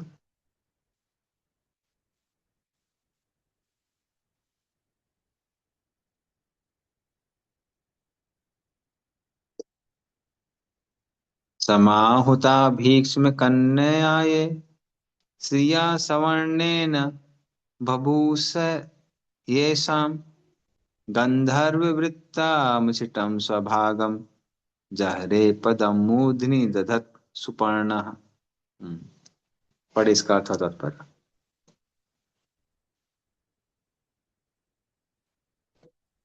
हरे कृष्णा। राजा भीष्म की पुत्री रुक्मिणी के सौंदर्य तथा संपत्ति से आकृष्ट होकर अनेक बड़े बड़े राजकुमार तथा राजा उससे विवाह करने के लिए एकत्र हुए, किंतु भगवान कृष्ण अन्य आशावान असमर्थियों को पछाड़ते हुए उसी तरह अपना भाग जानकर उसे उठा ले गए जिस तरह गरुड़ अमृत ले गया था। तात्पर्य, राजा भीष्म की पुत्री कुमारी रुक्मिणी सचमुच ही लक्ष्मी जैसी आकर्षक थी, क्योंकि रंग तथा गुणों में ही स्वर्ण जैसी मूल्यवान थी। क्योंकि लक्ष्मी जी भगवान की संपत्ति है, अतः रुक्मिणी वास्तव में कृष्ण के ही निमित्त थी। किंतु रुक्मिणी के बड़े भाई ने शिशुपाल को उसके पति के रूप में चुना था। तदपि राजा भीष्मक अपनी पुत्री का विवाह कृष्ण से करना चाहते थे। रुक्मिणी ने शिशुपाल के चंगुल से अपने को छुड़ाने के लिए कृष्ण को आमंत्रित किया। अतः जब दूल्हा बनकर शिशुपाल अपनी टोली सहित रुक्मिणी के विवाह करने की इच्छा से वहां आया, कृष्ण हंसता ही सभी राजकुमार को पछाड़ते हुए रुक्मिणी को वहां से ऐसे उठा के ले गए जिस तरह गरुड़ असुरों के हाथ से अमृत ले भागा था। इस घटना की स्पष्ट विवेचना 10वें स्कंद में की जाएगी। हरे कृष्णा। धन्यवाद। तो अभी लीला आती है कि कृष्ण कैसे द्वारका जाते हैं और फिर वहां से रुक्मिणी का हरण करते हैं। तो रुक्मिणी कृष्ण के विषय में सुनती है नारद मुनि से और उससे ही आकर्षित हो जाती है। श्रुत्वा भुवन सुंदर सन्वतां ते निर्विष्ट कर्ण विवरे हरतोंगतापम रूपम दृशाम दृशिमताम अखिलार्थभावम तय्यच्युतावसति चित्तम अपततपम में। तो श्रुत्वा भुवन सुंदर सन्वतां ते, तो मात्र आपकी सुंदरता के बारे में सुन सुन के निर्विष्ट कर्ण विवरे हरतोंगतापम, तो व्यक्ति का क्या हो जाता है, जितने भी ताप है त्रिताप है वो सब नष्ट हो जाते हैं।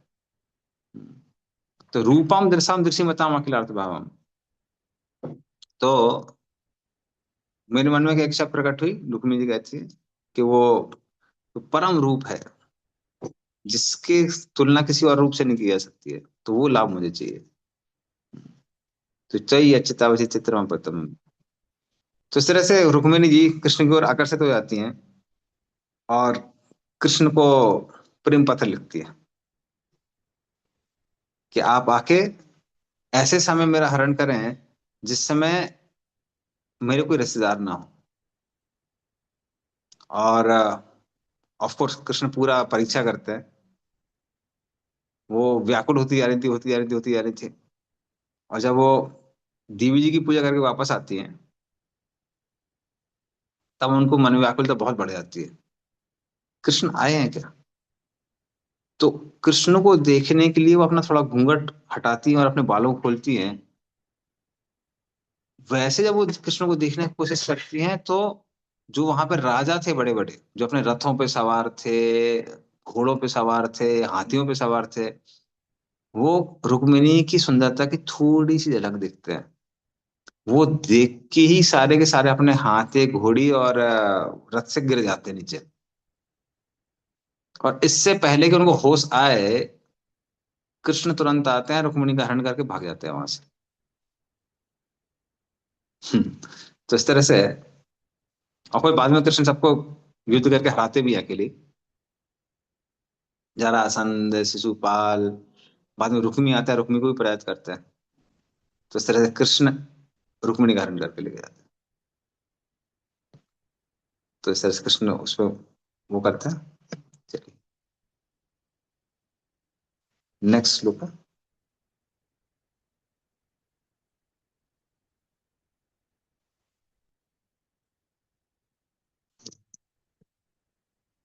ककोद्मिनो अविद्यनसोदमित्वा स्वयंवरे नाग्नजितिम् उवाह तद्भग्नमानान् अपि गृध्य यतोज्ञान जग्ने छता शस्त्र भृता स्वशस्त्रे।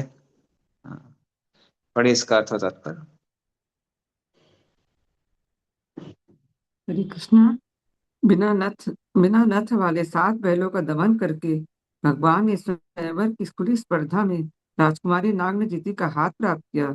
यद्यपि भगवान विजयी हुए, किंतु उनके प्रत्याशियों ने राजकुमारी का हाथ चाहा। अतः युद्ध हुआ। अतः शस्त्रों से अच्छी तरह लैस भगवान ने उन सबों को मार डाला या घायल कर दिया, परंतु इसमें उन्हें कोई चोट नहीं आई। हरे कृष्णा। तो इस तरह से भगवान साथ कौशल कौशल नरेश की पुत्री थी नंगली जी। तो उन्होंने, राजा ने वो रखी थी, शर्त रखी थी कि जो 7 सांडों को एक साथ पराजित करके उनकी नाक में नकेल डालेगा, ऐसे क्षत्रिय से मैं अपनी पुत्री का विवाह करूंगा। हालांकि उन्हें मन में इच्छा थी कृष्ण ही उनकी पुत्री से विवाह करें, तो जानबूझ के उन्होंने ये शर्त रखी थी। उनको मालूम था कोई साधारण क्षत्रिय के वश में ऐसा नहीं है। तो बड़े बड़े लोग आते हैं और सब बैल की चोट खा के प्लास्टर लेके वापस जाते हैं। लेकिन जब कृष्ण जाते हैं, कृष्ण जानबूझ के 7 रूप धारण करते हैं। एक एक रूप से एक एक बैल को कंट्रोल करते हैं। 7 रूपों को धारण कर रहे थे नंगनी जी को समझाने के लिए कि हालांकि मेरे पहले भी विवाह हो चुके हैं, क्योंकि रुक्मिणी, जाम्बवंती, सत्यभामा इनसे विवाह हो चुका था। तो कह हालांकि मेरे पहले विवाह हो चुके हैं, पर तुम चिंता मत करो। मैं 7 पार्ट्स में डिवाइड कर सकता हूँ, मतलब मैं तुम्हारे साथ सेपरेटली रहूंगा। ऐसा नहीं कि तुमको कॉम्प्रोमाइज करना पड़ेगा, वेट करना पड़ेगा, वो चिंता वाली बात नहीं है। तो जानवर कृष्ण 7 पार्ट में डिवाइड करते हैं अपने आप को, और फिर सारे सातों उनको बैलों को कंट्रोल करते हैं। लेकिन जब वो हमेशा की तरह जब नग्न जी को लेके जाते हैं, तो बाकी जो राजा एकत्रित थे वहां पे, वो कृष्ण से युद्ध करने लगते हैं और कृष्ण अकेले ही उनको पराजित करके नग्न जी को जीत के लेके जाते हैं। अगला श्लोक।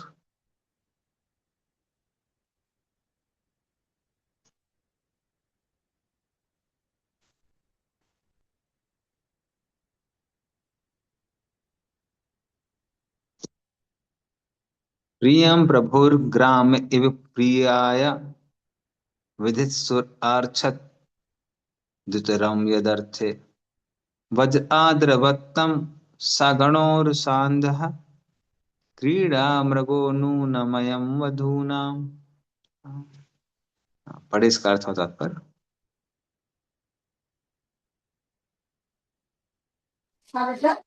श्री कृष्णा, इसलिए पत्नी को प्रसन्न करने के लिए भगवान स्वर्ग से पारिजात वृक्ष ले आए, जिस तरह की एक सामान्य पति करता है।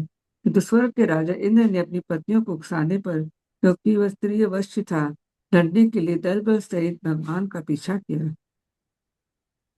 तात्पर्य, एक बार जब भगवान देवताओं की माता अदिति के कान के कुंडल भेंट करने स्वर्ग लोग गए, उनकी पत्नी सत्यभामा भी उनके साथ गई थी।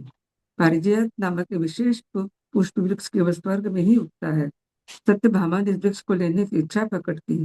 भगवान अपनी पत्नी को प्रसन्न करने के लिए सामान्य पति की तरह वृक्ष अपने साथ ले आए।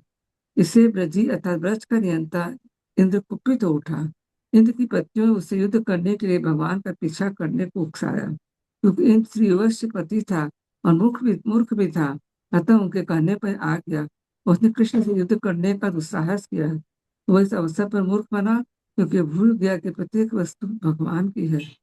यदि भी भगवान स्वर्ग लोक से वृक्ष ले आए थे, तो तेज उनका कोई दोष नहीं था। फिर भी सती जैसी सुंदर पत्नियों का वह वशीभूत इंद्र स्त्री वश होने से मूर्ख बना, जिस तरह की स्त्री के वश में रहने वाले सामान्य व्यक्ति मूर्ख होते हैं। इन्होंने सोचा कि कृष्ण स्त्रीवश्य पति है, जिसने जिस जिसने अपनी पत्नी सत्यभामा की इच्छा मात्र से स्वर्ग की संपत्ति का हरण किया है। अतः उसने कृष्ण को दंड देने की सोची। वह यह भूल गया कि भगवान प्रत्येक वस्तु के स्वामी है और वे स्त्री वश नहीं हो सकते। भगवान पूर्णतः स्वतंत्र है और इच्छा मात्र से वे सत्यभामा जैसी हजारों पत्नियों पा सकते हैं। अतः वे सत्यभामा पर इसलिए अनुरक्त नहीं थे जो सुंदर पत्नी थी, अपितु वे उसकी भक्ति से प्रसन्न थे। वे अपने भक्त की शुद्ध भक्ति का प्रतिदान देना चाह रहे थे। हरे कृष्ण। धन्यवाद। अभी वो एपिसोड आता है जब वो किसको प्रसन्न करने की कोशिश कर रहे हैं, सत्यभामा। तो नारद मुनि को लीलाएं करवाने में बड़ा आनंद आता है। तो वो स्वर्ग से क्या करते हैं, स्वर्ग से एक पारिजात का फूल लेके आते हैं, कृष्ण को दे देते हैं।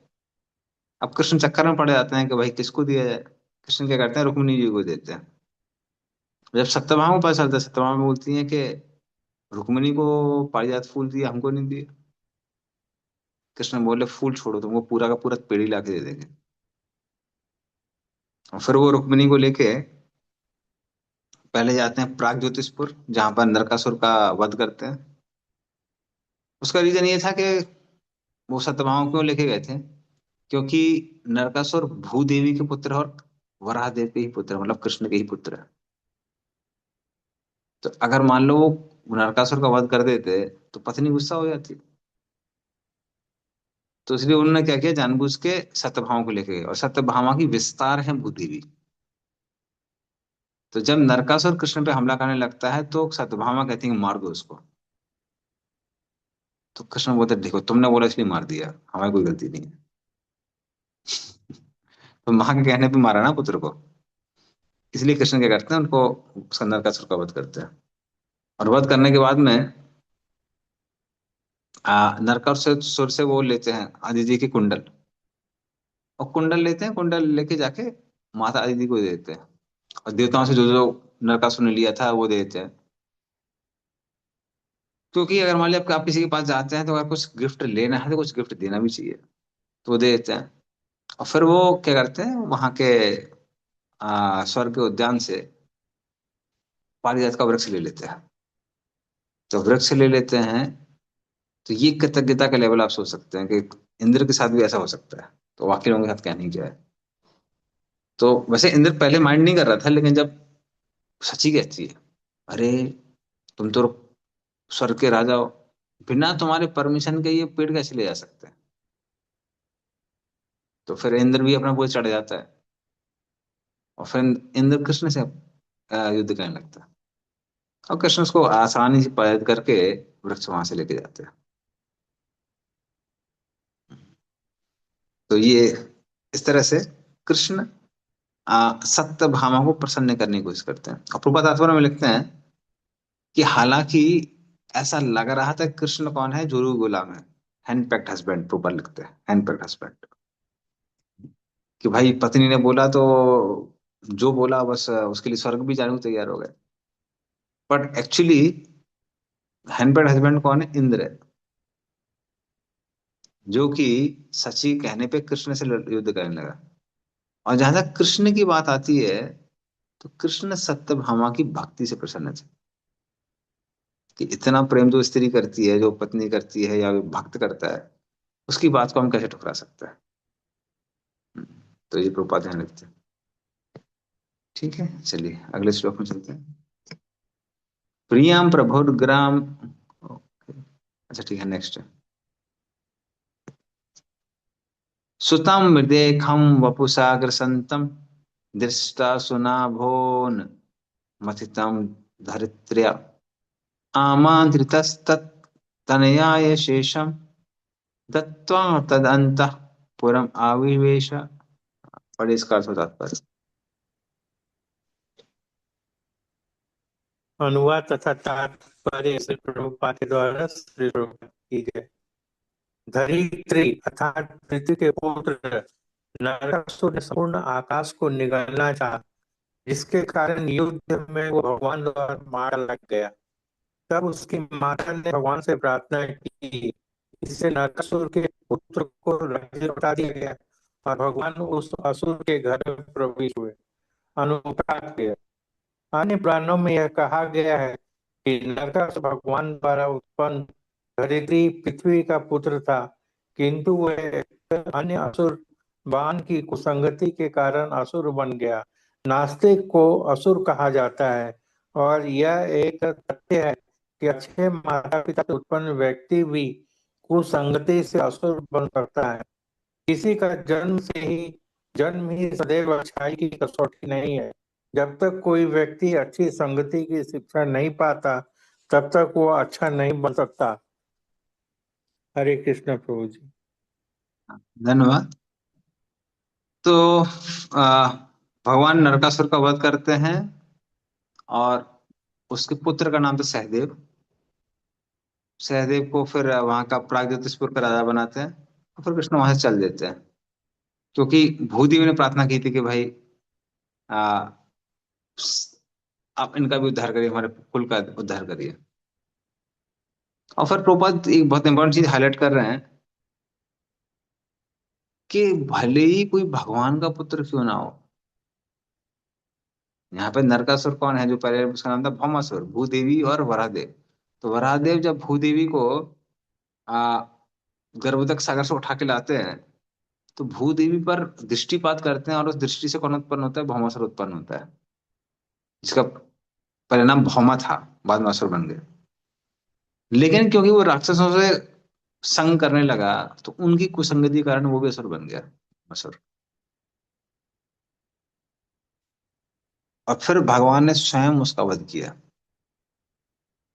तो जहां तक अपने भक्त की बात आती है, वो किसी भी योनि में हो, किसी भी कुल से हो, भले ही राक्षस कुल से हो प्रहलाद जैसे, तो भगवान उसकी रक्षा के लिए कुछ भी करने को तैयार हो जाते हैं, खंबा फाड़ के बाहर आ जाते हैं। लेकिन जब उनका खुद का पुत्र राक्षसी प्रवृत्तियों को लिप्त हो जाता है, तो भगवान उसका भी वध कर देता है। तो इस तरह से भगवान भक्ति भाव देखते हैं, ये नहीं देखते हैं कि व्यक्ति का किस कुल में जन्म हुआ है। उससे उससे भगवान को लेना देना नहीं है। और दूसरा चीज हम सीख सकते हैं कि संगति का कितना प्रभाव होता है। इसलिए हालांकि जन्म महत्वपूर्ण होता है, उसमें कोई डाउट नहीं है, पर उससे इंपॉर्टेंट चीज है कि व्यक्ति कैसी संगति कर रहा है। अगर व्यक्ति अच्छी संगति कर रहा है, तो धीरे धीरे लोग इम्प्रूव हो ही जाते हैं। हम जिस व्यक्ति की संगति में रहते हैं, जिन लोगों के साथ संगति में रहते हैं, वैसी इच्छाएं हमारे अंदर उत्पन्न हो जाती हैं। इसलिए संगति बहुत इंपॉर्टेंट है।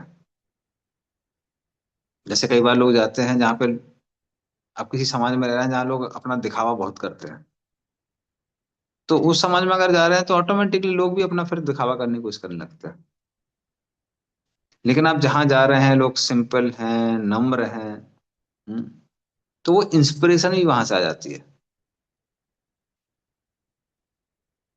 एक बार ये कई साल पुरानी बात है,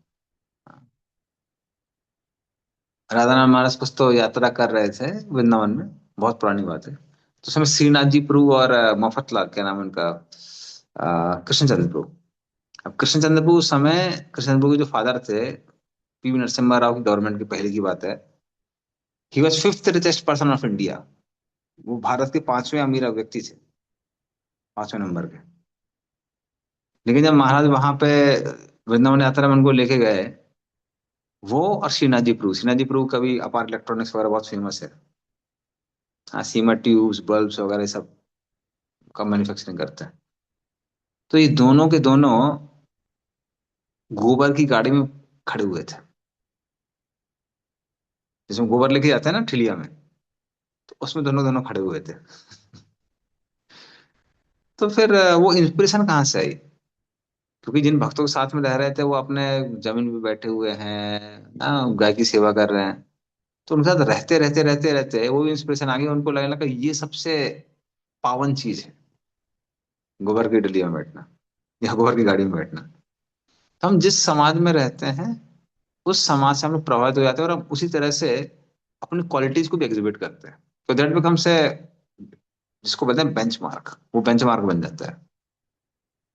तो हम जिस समाज में रहते हैं, हम सब लोग नम्र हैं, तो फिर ऑटोमेटिकली लोग भी नम्र बन जाते हैं। जैसा हमने देखा होगा, जब बाहर लोग होते हैं कई बार, ट्रेडिशनल फैमिलीज में जहाँ पे लोग इतने ज्यादा भक्ति भाव से नहीं भरे हुए हैं, कंपटीशन क्या होती है, किसको कितना सम्मान मिल रहा है। मैंने अपनी फैमिलीज में भी देखा हुआ है, किसी ने छोटे ने बड़े का अगर सम्मान नहीं किया, पैर नहीं छुए, बहुत बड़ा इशू बन जाता था। तो एक बार मैं कुछ, खैर नाम नहीं बताऊंगा, लेकिन हमारे कोई बुजुर्ग थे, उनका मैंने घर में पैर छुआ लेकिन बस में चढ़ते समय पैर नहीं छुआ। और मैं बहुत छोटा था उसमें, शायद 6-7 साल का रहूंगा। उसका बहुत बड़ा इशू बन गया था। अरे ये शहर वाले लोग हैं, ये अपने बच्चों को संस्कार नहीं दे रहे हैं। पैर नहीं छुए, बताओ, बस में बिना पैर छुए चढ़ गया। तो एनीवे, कल्चरली वैसे वो ठीक है, बट फ्रॉम पर्सनल पर्सपेक्टिव अगर आप देखेंगे तो उसका लोग बड़ा इशू बना देते हैं। लेकिन जब भक्तों के समाज में हम आते हैं तो देखते हैं उल्टा है।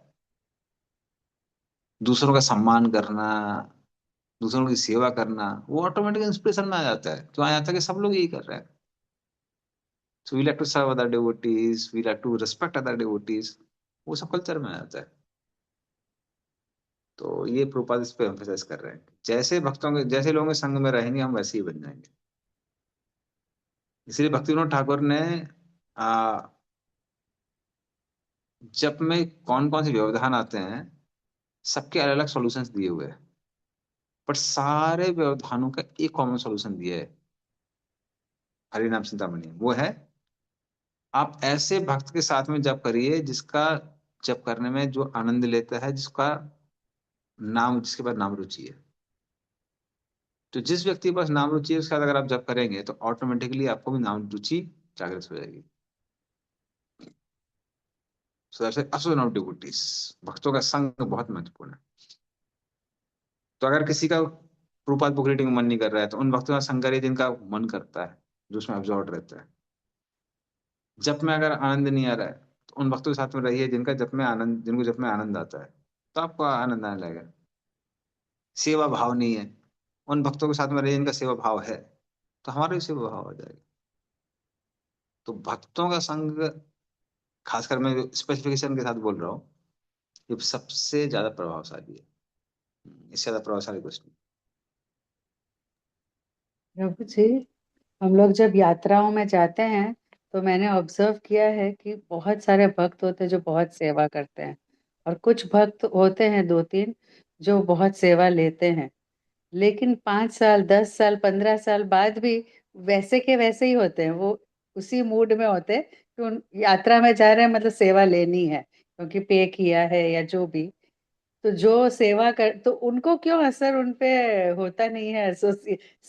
इतनी सेवा जो भक्त करते हैं यात्राओं में, तो नहीं, देखिए क्या है, नहीं, वही बोलो, संग लेने का मतलब है आप उनसे बातचीत करिए, एसोसिएट करिए, तब होगा। ऐसा थोड़ा ना कि जब सब साथ में जा रहे हैं तो ऐसे तो मच्छर भी बॉडी में बैठा रहता है, तो हम्म, असर थोड़ा ना फैलाता है। ऐसा नहीं, टॉक टू देम सबमिसिवली, उनसे बात करिए, तब जाके ऐसा होता है। तो सिर्फ ऑटोमेटिकली ऐसे नहीं होगा। दूसरा बात क्या है, हम लोग भी कई बार समझ नहीं सकते हैं, कई बार क्या होता है, कुछ भक्त लोग हैं वो मंदिर में इतनी सेवा करते हैं कि उनको लगता है कि अभी यात्रा में गए तो ये टाइम हमारी साधना के लिए है। तो कुछ लोग फोकस किस पे करते हैं, श्रवण कीर्तन पे करते हैं, साधना पे करते हैं, उस पे फोकस करते हैं। तो ऐसे भी कुछ भक्त लोग हैं। बट इन स्पेसिफिक अगर कोई ऐसा आपको दिख रहा है कि नहीं नहीं, ये मंदिर में भी सेवा नहीं करते हैं, यहाँ भी सेवा नहीं करते हैं, साधना भी नहीं कर रहे हैं, तो कई बार ऐसा हो सकता है कि वो फिजिकल प्रॉक्सिमिटी में है बट हार्ट शेयर नहीं कर रहे हैं। जब हम हार्ट शेयर करते हैं ना दूसरे साथ, तब वो एसोसिएशन होती है। ददाति प्रति गणाति गुह्यम आखादि पृच्छति भुंगते भोगस्ते चैव सद्वदि प्रीति लक्षण। तो एसोसिएट करने का मतलब है इस छह के छह प्रीति लक्षण होने चाहिए, तब उसका एसोसिएशन कहते हैं। अदरवाइज फॉर्मली तो हम भी कई बार बाहर के लोगों से इतनी बातचीत करते हैं, उसका एसोसिएशन नहीं कहते हैं। हम्म। तो वो एसोसिएशन नहीं, एसोसिएशन तब होती है जब हार्ट टू हार्ट टॉक होती है। ठीक है। प्रभु जी, ये महाकुंभ के समान समय में देखा कि हमारे एक रिलेटिव अरबपति हैं कहिए तो, वो पटना हम्म में उनका एक अपना मॉल भी है, होटल भी है। तो वो महिला जो हमारी रिलेटिव है, वो जाने के लिए तैयार हुई हम लोगों के साथ। और उनके घर के सभी लोग मना कर रहे थे, लेकिन उन्होंने कहा कि मैंने ठान लिया है तो मैं जरूर जाऊंगी। तो हम लोग को हम्म एक जैसा तैसा एकोमोडेशन मिला था, उसमें वो हम्म रहीं। और चूंकि हम्म संगम स्थान बहुत दूर था, तो और कोई हम्म साधन नहीं था सवारी का, तो बाइक लेके जाता था। और बाइक में 3 आदमी बैठते थे, एक ड्राइवर होता था, 2 पीछे। और वो मोटी ताजी हैं तो वो 3 ट्रिपल इसमें वो गई हैं। और दर्शन वर्शन करके, मतलब वहां पर स्नान करके आए हैं। तो बहुत चलना भी पड़ता था। तो जो रिक्शा गाड़ी होता है ना, गाड़ी, वो बैठ थी, वो बैठ के आई। और बोली कि किसी को बताइएगा नहीं, नहीं तो सब मजाक बनाएगा। लेकिन वो आस्था और विश्वास देखा कि इस तरह से गई, कर सके गई, जो इमेजिन कर भी नहीं सकती थी कभी, वो भी गई इस तरह से। प्रभु जी, तो संग का असर तो पड़ता है प्रभु जी। आप देखेंगे ना, जिस तरह फ्लो चलता है, ऑटोमेटिकली लोग उसको वैल्यू देने लगते जी। हैं। ठीक है। तो एंड करेंगे यहाँ पे, और बाकी 5 टाइम से हम नेक्स्ट क्लास में संडे को कंटिन्यू करेंगे। गंधरा श्रीमद् भागवतम की जय, श्री प्रभुपाद की जय। वांछा कल्पतरुभ्यश्च कृपा सिंधुभ्यश्च पतितानां पावनेभ्यो वैष्णवानां नमः। श्री प्रभुपाद की। प्रभु जी। हरे कृष्ण। सुमित चिदन को हरे कुछ। Krishna. I just said thank you, Prabhuji. Thank you. Okay, thank you, Hare Krishna. Hare Krishna. Hare Krishna.